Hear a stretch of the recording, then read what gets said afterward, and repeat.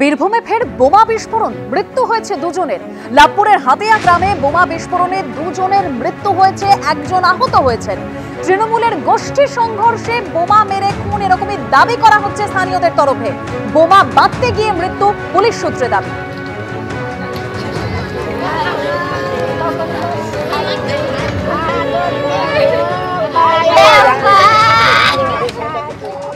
ছেলে আমার বড় ছেলে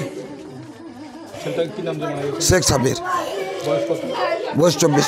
তৃণমূলেরই ছেলে ছিল, ওরা টাকা লুটিপুটি খেয়েছে, ওরা দিন গাঁ ছাড়া করেছে। সভাপতি ছিল গ্রামে, 2 নম্বরে ব্যবসা করতো, সোনার ব্যবসা করতো ওরা।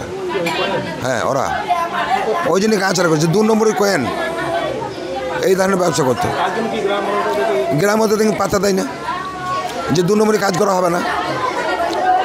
তাদের নাম বলতে বলে নাম বলবো: বুলেট, জওহরলাল, ফিরোজ, নাজির, সৈফুদ্দিন, মুস্তাকিম, রাহুল।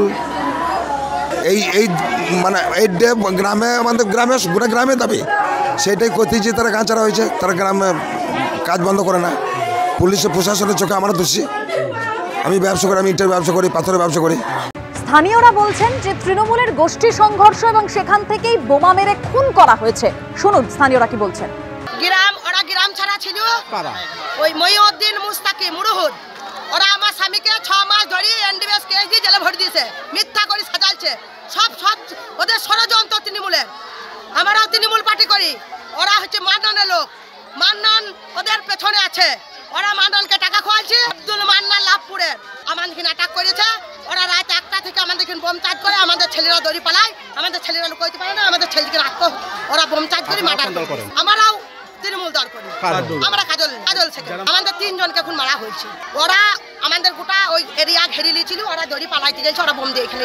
বীরভূমে বোমা বিস্ফোরণে যেখানে 2 জনের মৃত্যু হয়েছে, একজন আহত হয়েছেন, সেখানে স্থানীয়রা বলছেন তৃণমূলের গোষ্ঠী সংঘর্ষে এই পরিস্থিতি। তৃণমূল কি বলছে এবং পাল্টা বিজেপির কি বক্তব্য, শুনুন। আমাদের কাছে যেটুকু খবর এসছে, সমাজ বিরোধীরা বোম বানছিল হাতিয়া গ্রামের একটি জায়গাতে এবং বোম বাস্ট হয়ে তারা মারা গেছে। গোটা বিষয়টি তদন্ত সাপেক্ষ এবং পুলিশ সেখানে তদন্ত করছে। আমরা শুধু এই বিষয়ে একটা খুব পরিষ্কার করে কথা বলতে, হাতিয়া গ্রামে আমরা দেখেছি বারে বারে সমাজ বিরোধী কার্যকলাপ হয়, পুলিশ ব্যবস্থা নেয়, আবার কিছুদিন পরে হয়। তার কারণ আপনারা হাতিয়া গ্রামের ভৌগোলিক অবস্থান জানেন।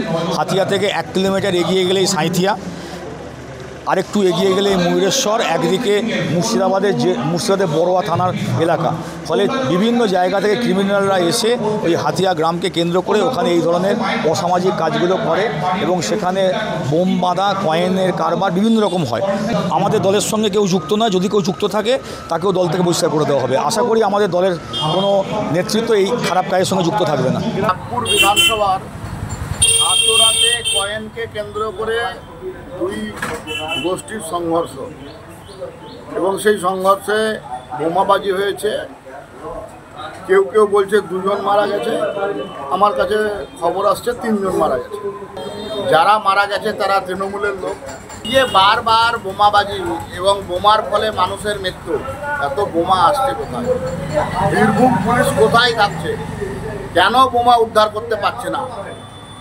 এরা যারা বোমা মজুত করেছিল, কাদের স্বার্থে, কাদেরকে নিয়ে মজুত করেছিল, এই সমস্ত ঘটনার তদন্ত হওয়া উচিত। আমি মনে করি এই ঘটনা নিরপেক্ষ তদন্তের জন্য এনআইএ তদন্ত হওয়া প্রয়োজন।